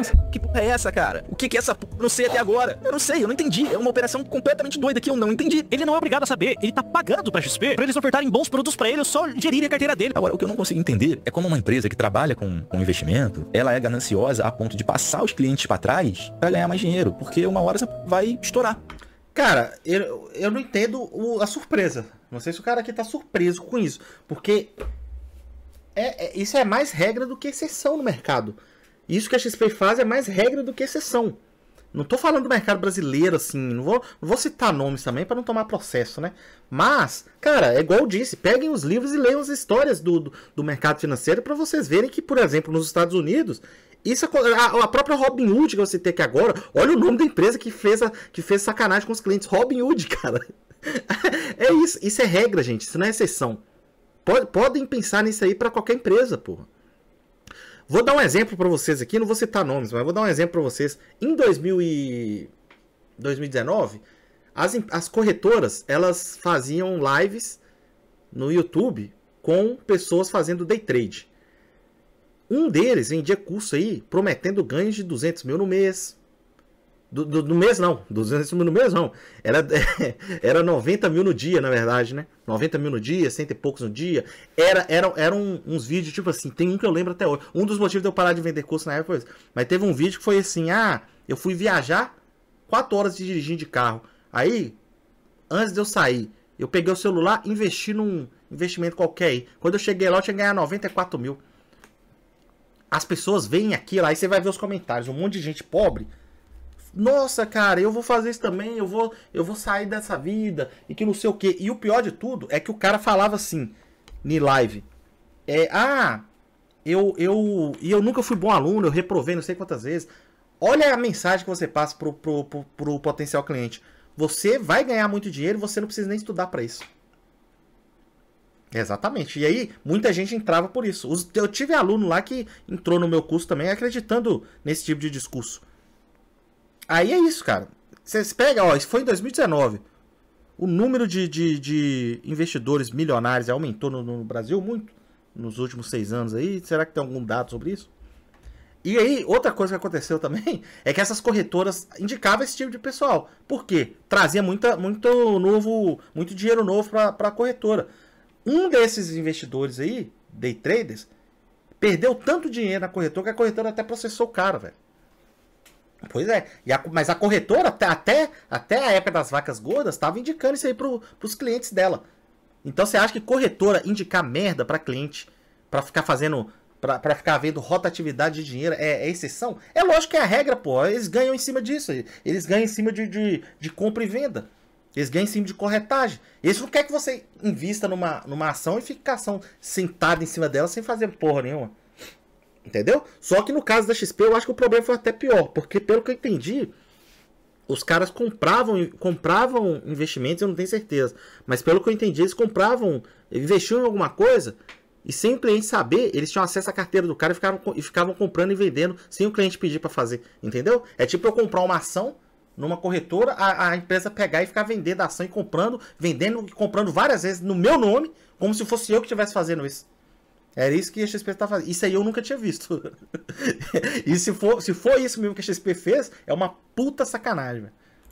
100 mil, um ano, 9%. Quando você investe em COI, o assessor, funcionário, chama como quiser, ele recebe 5% de comissão. A corretora XP recebe 4%. E tem os custos, né? Burocracia, estrutura, energia, o menor custo, 1%. 10% do seu dinheiro é comissão e custos. Então seus 100 mil se transformaram em 90 mil. Se o seu dinheiro foi investido do jeitinho que tá no contrato no final de um ano, seus 90 mil vão se tornar 99 mil reais. Ou seja, eles não vão ter o dinheiro pra te pagar. Mas se o produto é tão ruim e tão arriscado, por que a XP gosta tanto de vender ele? A questão é a seguinte, a maior parte das soluções que os clientes precisam não trazem uma boa remuneração para o assessor de investimentos. Só que as soluções simples não remuneram muito bem o assessor, a não ser que ele coloque produtos no cliente que, digamos assim, não é muito o que o cliente precisa. Você sabe por quê? Quando você pede dinheiro emprestado pro banco e o banco aceita o empréstimo, o dinheiro é pra onde? Pra sua conta, certo? Ao chegar lá, o banco vai fiscalizar com o que você vai gastar? Não. Se você quiser comprar casa, carro, reformar o seu imóvel, investir no seu negócio, o banco não tá nem aí, ele não vai fiscalizar. O COI funciona na mesma lógica, só que invertido. Na prática, o COI é o único jeito do banco brasileiro pegar o dinheiro emprestado de pessoas comuns, sem precisar oferecer nenhum seguro ou garantia adicional.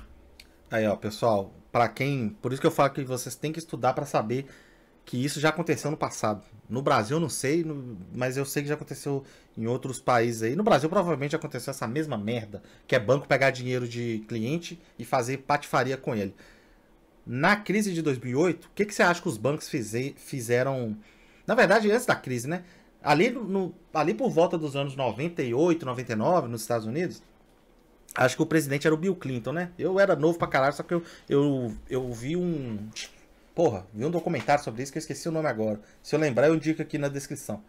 Mas aí o que aconteceu? Ele passou uma lei que derrubava a lei que foi criada na crise de 29 lá, que impediu os bancos de investirem em ativos de risco. Eu não lembro o nome da lei agora. Mas aí ele passou a liberar que os bancos investissem em ativos de risco. O que é investir em ativos de risco para o banco? É pegar o dinheiro do cliente e investir. Aí tem um negócio chamado índice de Basileia, que é o que estipula quantos % o banco tem que manter do seu dinheiro no banco e não pode mexer. Vamos supor que você coloque 100 reais no banco. Se o índice de Basileia for de 20%, isso implica em dizer que o banco tem que manter 20% dos seus dinheiros, no caso 20 reais, e ele pode investir ou emprestar, no caso, os 80. É assim que o banco ganha dinheiro, né? Ele empresta parte do seu dinheiro para outra pessoa que precisa de um empréstimo, etc. Mantém 20% do seu e assim vai funcionando o banco. Então, nesse caso aí, nessa época, o que o governo permitiu foi que os bancos pegassem. Vamos supor que o índice de Basileia era de 20%. Era que os bancos... na época eu acho que era bem menos que isso, tá? O banco tinha que ficar lá com 10% do seu dinheiro, eu acho. Mas enfim, nos Estados Unidos, o Brasil, inclusive, ele foi bem conservador em relação a esse tipo de investimentos aí. E o Brasil não foi tão afetado na época. Mas enfim, os bancos não entraram de cabeça igual os bancos americanos. Mas enfim, aí os bancos fizeram isso, pegavam o dinheiro do cliente, igual o tá acontecendo aqui agora com a XP, e investiam em ativos de risco. Quando explodiu, a galera perdeu dinheiro, o banco quebrou, porra. E aí foi o que aconteceu. No caso da XP, basicamente o que está acontecendo é isso. Eles estão pegando dinheiro, só que aqui no caso... basicamente, não tem o que falar. Eles estão fazendo isso, fraude contábil, criatividade, contabilidade criativa. Então deve estar mentindo pra caralho. Depois, se eu animar, eu vou pegar um vídeo aí do extrato da XP aí. Do extrato não, né? Acho que a XP funciona como empresa de capital aberto, né? Então ela deve ter relação com investidores lá e deve ter os balanços patrimoniais dela abertos. Então eu vou pegar aí, eu vou ver se eu animo fazer um vídeo aí futuramente mostrando. Porque, porra, pra fazer isso aí de forma totalmente enganosa e não deixar nenhum cliente assim perceber, nenhum investidor perceber, ela deve estar mentindo pra caralho no balanço patrimonial, nos resultados, né? Inclusive é por isso que eu falei pra vocês, pô. Os resultados que a XP anuncia aí, anuais, devem vir muito coloridos, né? O PDF deve vir colorido pra caralho, pra convencer o cliente que a empresa é boa, idônea, né? Então, assim, é complicado, gente. É isso aí, né? É o que temos, mas vamos lá. E aí, por consequência, quando você começa a mexer no bolso dos clientes, ele começa a perceber que aquela aplicação que ele tinha como sendo sonho de consumo não é mais aquilo, isso começa a incomodar ele começa a ter que mudar o comportamento que ele tinha. Você vem do bolso, vem do então, bolso. né? Pô, vem do bolso, então... Ah, Daniel, mas tudo bem. A XP não é um banco, ela é uma corretora. Errado novamente, a XP tem um banco. O Banco XP pode emitir o COI. Quando você compra um COI do Banco XP, o banco incorpora o dinheiro seu, que agora foi emprestado. E esse dinheiro vira patrimônio do banco. O banco tem o direito de colocar esse dinheiro em um fundo de investimentos próprio, como o Glaudius, por exemplo. Foi isso que a investigação da Grizzly disse. O segredo da lucratividade da Glaudius é que ela registra entradas de caixa de produtos COI como lucros. O negócio não está crescendo por si só, ele está crescendo porque a XP continua capturando mais investidores brasileiros para o fundo. Este esquema, obviamente, introduz riscos enormes aos investidores de XP e COI. Isso significa... Aí, ó, então, o que eles estavam mostrando como lucro? Thiago, investe no meu fundo de investimento. Eu invisto, aí eles consideram que aquilo é lucro. Sendo que não é lucro, é só captação de dinheiro. Não quer dizer que o dinheiro que eu coloquei lá se transformou em mais dinheiro como investimento. Ele só quer dizer que alguém entrou lá e colocou mais dinheiro, só isso.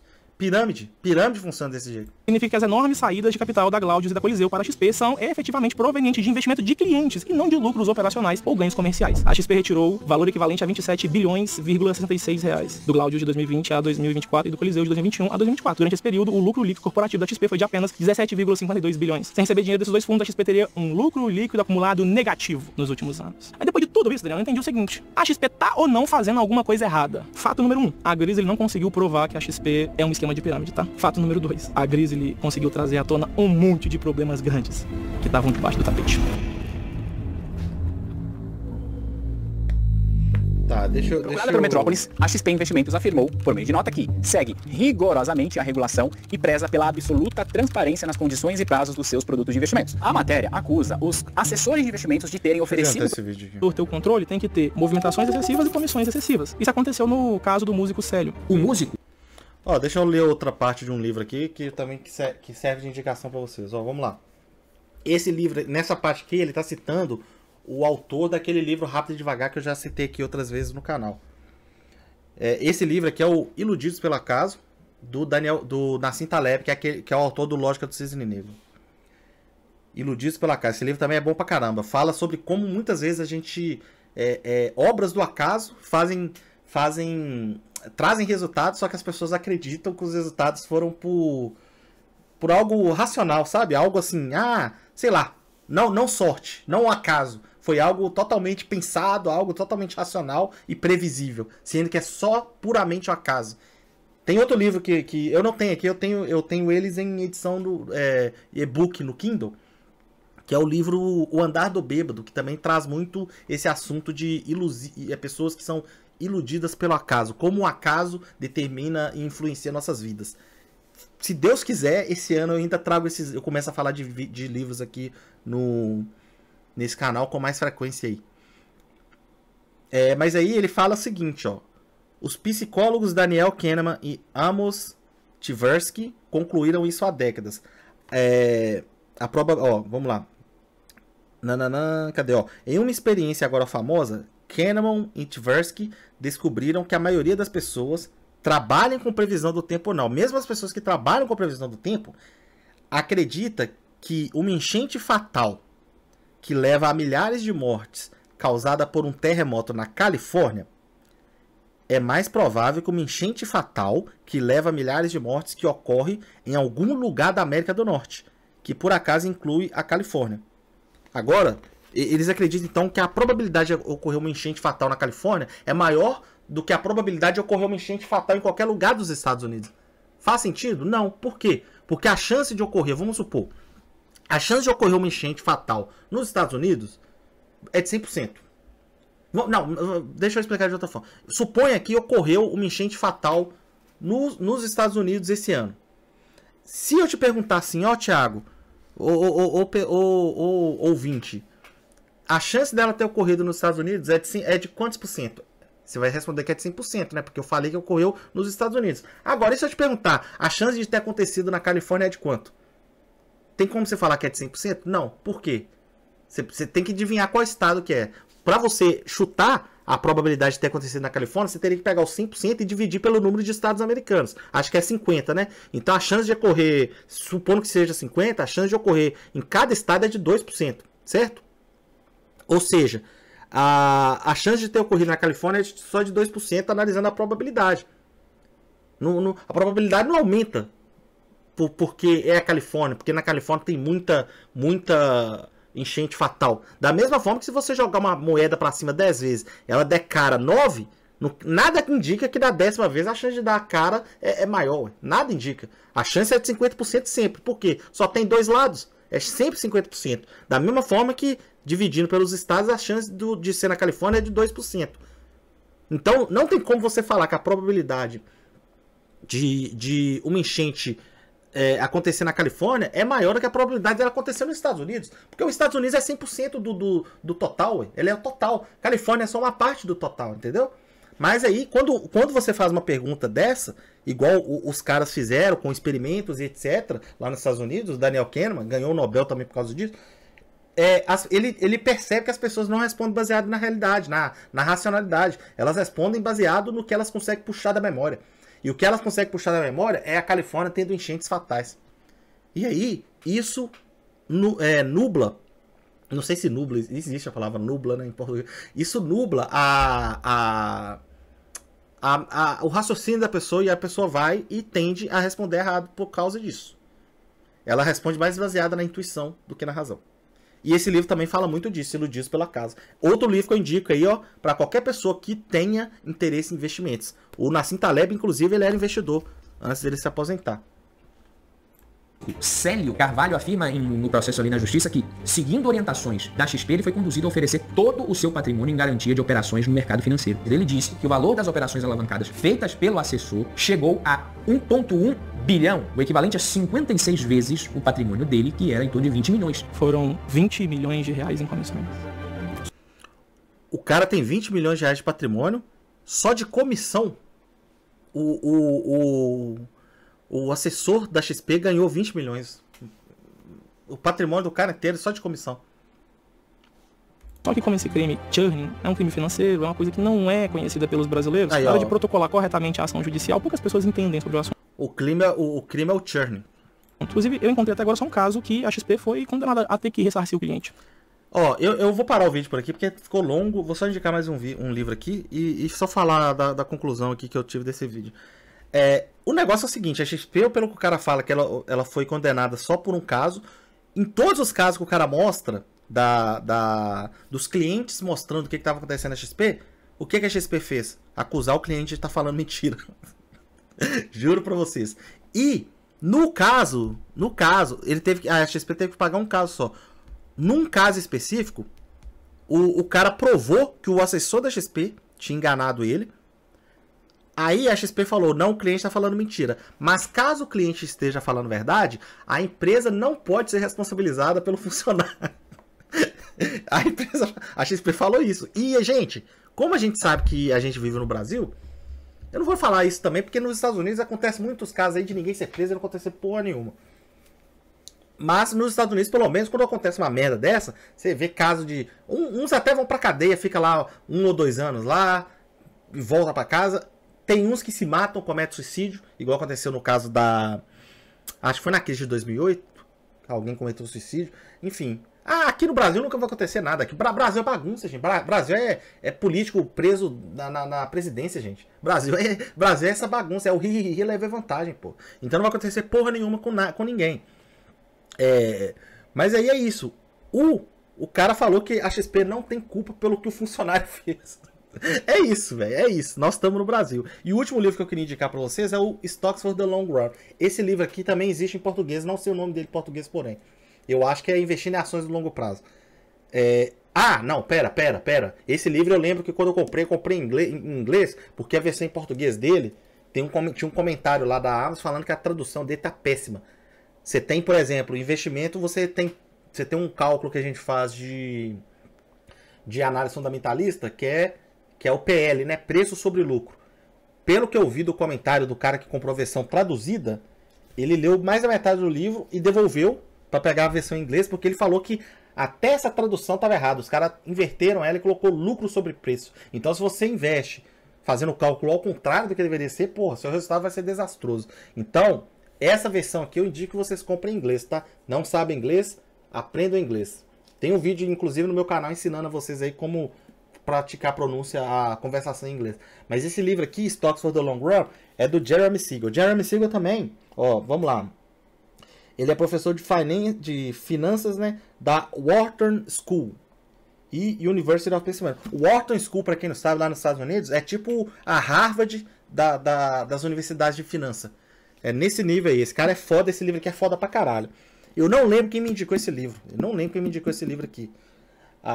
Faz muitos anos. Mas esse livro é bom.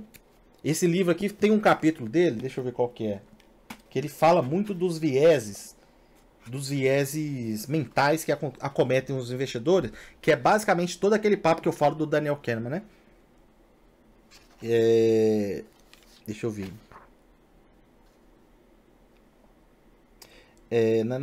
Volatilidade do mercado. Esse livro é bom pra caralho, bicho. Ele fala até acho que ele chega até a citar o Brasil. Fala da crise de 2008, por que aconteceu. Basicamente, ele fala que a crise de 2008 foi por causa dos bancos que... Os bancos que começaram a investir em merda com o dinheiro dos outros. Só que também a culpa foi a culpa foi do governo, que primeiro flexibilizou. Cara, quando o Paulo Guedes entrou aqui e falou de flexibilizar a economia, eu pensei nisso na hora. Pô, esse negócio de flexibilização de economia, eu sou de direita. Só que eu fiquei suspeitando disso, porque isso já aconteceu nos Estados Unidos. E quando eles falam flexibilizar a economia, muita gente vê o lado positivo, só que muita gente não entende que isso aí pode ser negativo quando você tem um banco, por exemplo, pegando seu dinheiro e investindo em renda variável de alto risco. Entendeu? Esse que é o problema. Mas enfim, tem um capítulo 22, ó. Finanças comportamentais e a psicologia dos investimentos. Muito bom. Tem um gráfico nesse livro também mostrando o quão superior foi os investimentos. Esse aqui, ó. O quão superior foram os investimentos de ações comparados com o investimento de qualquer outro investimento nos Estados Unidos. Não sei se está dando para ver claramente aí, mas basicamente foi o seguinte: $1 em 1802, depois de 200 anos, em 2002, ele valia $704 mil. 704 mil dólares. Pera aí. Não, é isso mesmo. $704 mil. O ouro foi de $1 em 200 anos para $4,52. Os investimentos de renda variável, você tem o Bills and Bonds. Bills foi para 281. Bonds, se eu não me engano, são investimentos de tipo tesouro direto nos Estados Unidos. O Bills eu não lembro de cabeça, mas talvez o Bills seja tipo CDB, não tenho certeza. Mas o Bonds lá nos Estados Unidos foi de $1 para 1.778. Isso é a renda fixa, né? 1.778. Ações. Aqui ele não fala quais ações aqui, mas eles devem pegar o índice, né? Talvez eles peguem o índice do... talvez eles peguem o índice do... Pô, esqueci o nome dos índices americanos agora. Mas enfim, o S&P 500. E aí, o lucro, o retorno anualizado anual dessas ações foi de 6,6%. Isso, em 200 anos, daria $704.997. Muito dinheiro. Mas enfim, é basicamente isso aí o vídeo. Já indiquei livro pra caramba. Vou deixar os nomes aqui na descrição pra vocês. E é isso. O vídeo é esse aí. Cuidado com analistas de investimentos, beleza? Até a próxima, pessoal.